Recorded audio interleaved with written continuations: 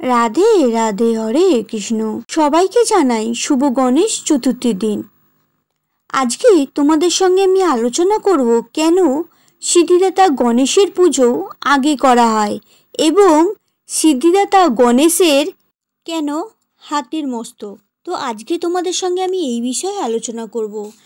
একদিন মা পার্বতী নিজের শরীরের উপাদান অর্থাৎ হলুদ ও চন্দনের মিশ্রণ দিয়ে একটি ছেলেকে সৃষ্টি করলেন।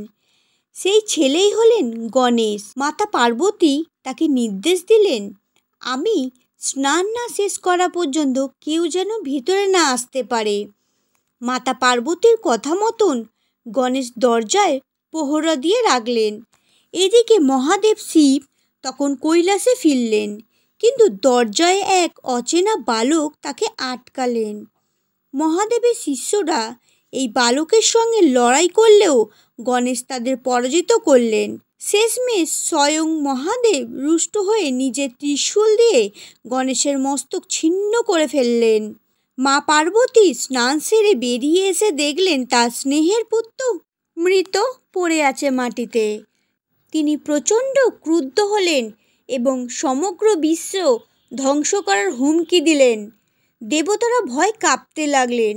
তখন সব দেবতা মিলে শিবকে অনুরোধ করলেন ছেলেটিকে জীবিত করার জন্যে। তখন শিব বললেন, উত্তরের দিকে যার প্রথম মাথা পাওয়া যাবে সেইটি এনে দাও।